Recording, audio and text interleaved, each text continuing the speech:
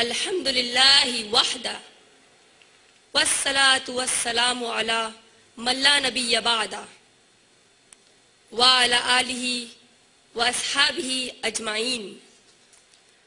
اعوذ باللہ من الشیطان الرجیم. بسم اللہ الرحمن الرحیم. من عمل صالحا من ذکر او انثى وهو مؤمن فلنحيينهم حياة طيبة وَلَنَجْزِيَنَّهُمْ أَجْرَهُمْ بِأَحْسَنِ مَا كَانُوا يَعْمَلُونَ. بسم اللہ الرحمن الرحیم. وَمَنْ يُطِعِ اللَّهَ وَالرَّسُولَ فَأُولَئِكَ مَعَ الَّذِينَ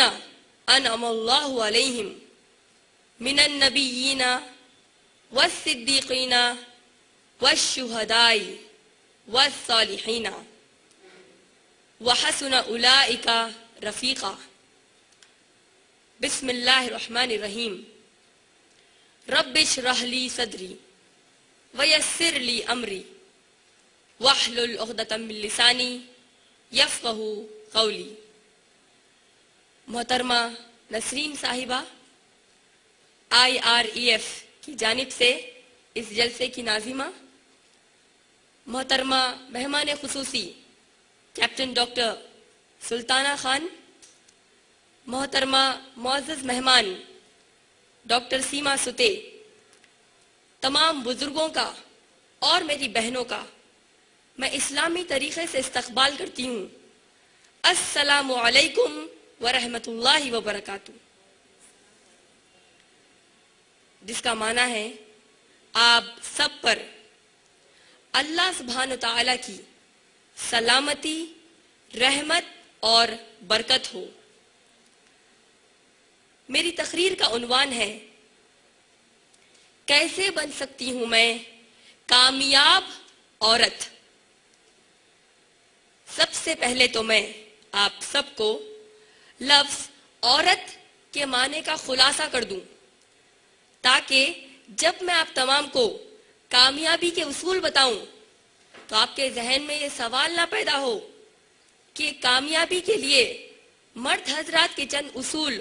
عورتوں کی کامیابی کے اصول سے علیحدہ کیوں ہیں. کئی لوگوں کو یہ غلط فہمی ہے کہ لفظ عورت اردو زبان کا لفظ ہے، جبکہ حقیقت تو یہ ہے کہ عورت عربی زبان کا لفظ ہے،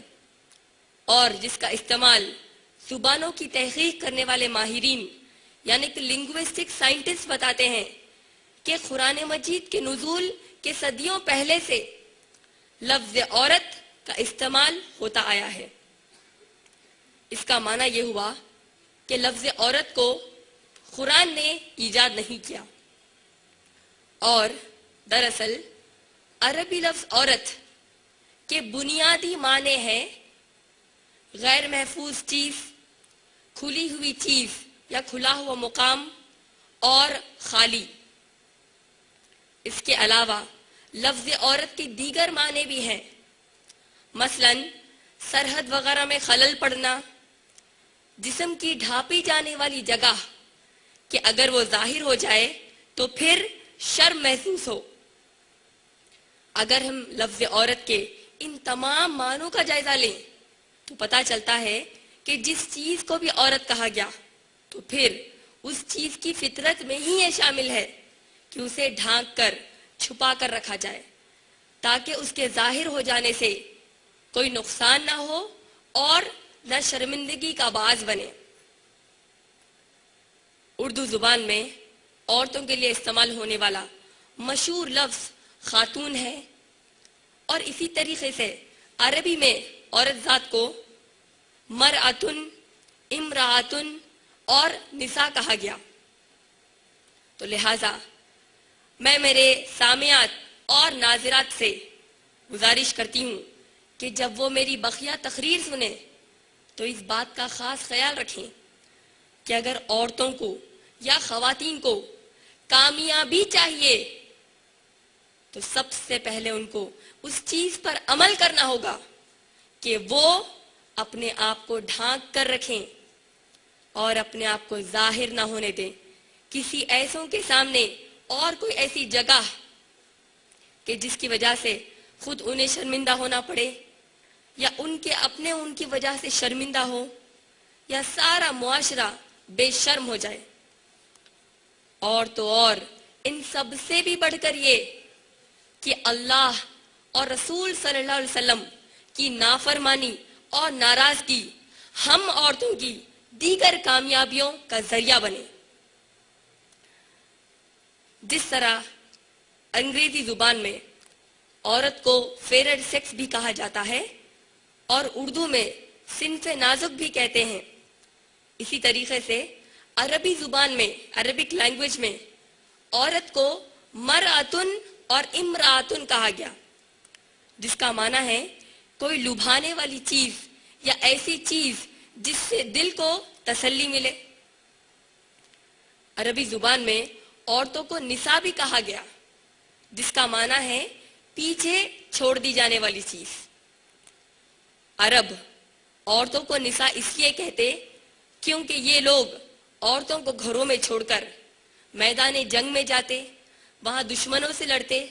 اور پوری کوشش کرتے کہ چاہے خود کی جان چلی جائے تو پرواہ نہیں، لیکن دشمن ان کی عورتوں تک آ کر ان کو کوئی نقصان نہ پہنچائے. تو گویا عورت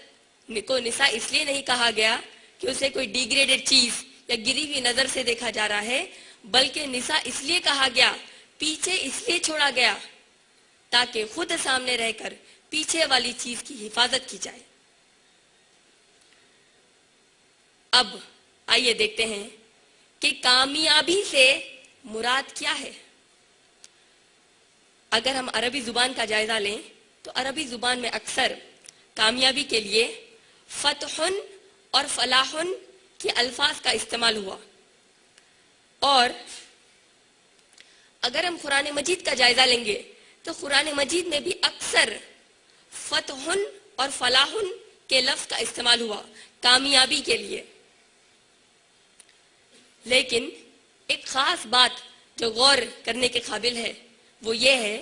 کہ جب کبھی اللہ سبحانہ تعالیٰ نے قرآن مجید میں فتحن کا لفظ استعمال کیا تو اس سے مراد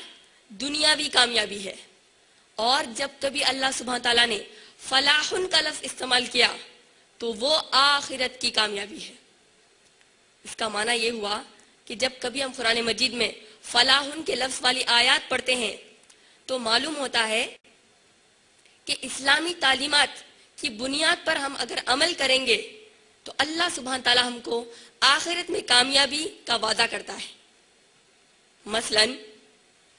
توحید کا عمل، رسول کی اتباع، معروف پر ابھارنا، منکر سے رکانا، نماز پڑھنا، روزے رکھنا، حج کرنا، یہ سب ہمارے جو اعمال ہے اس کی ادائیگی اگر ہم کریں گے تو اللہ سبحانہ تعالیٰ ہم کو آخرت میں کامیاب ہونے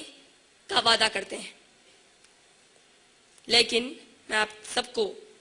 سب سے پہلے یہ واضح کرنا چاہتی ہوں میری تقریر کو آگے بڑھانے سے پہلے کہ آج کی میری اس تقریر میں آپ کو فلاحن کی کامیابی یعنی آخرت کی کامیابی کی طرف زیادہ توجہ اور یاد دہانی کر دوں گی، نصیحت کر دوں گی، نہ کہ فتحن والی دنیاوی کامیابی کے. مجھے بڑا تعجب ہوتا ہے اور اسے کئی گنا زیادہ افسوس ہوتا ہے کہ جب کبھی ہمارے ذہنوں میں کامیابی کا تصور آتا ہے تو ہمارے ذہنوں میں صرف فتحن والی کامیابی رہتی ہے، یعنی دنیاوی کامیابی رہتی ہے، اور آخرت کی کامیابی کا تصور ہی نہیں رہتا. جس کی وجہ سے ہم دیکھتے ہیں کہ لوگ بڑی آسانی سے دنیا میں نام، دنیا میں پیسہ، دنیا میں شہرت کے خاطر اللہ اور رسول صلی اللہ علیہ وسلم کی اطاعت کو چھوڑ کر اللہ کی پسند ناپسند، اللہ کی رضا اور ناراضگی کا لحاظ کیے بغیر اپنے دین اور اپنے ایمان کو فراموش کر دیتے ہیں.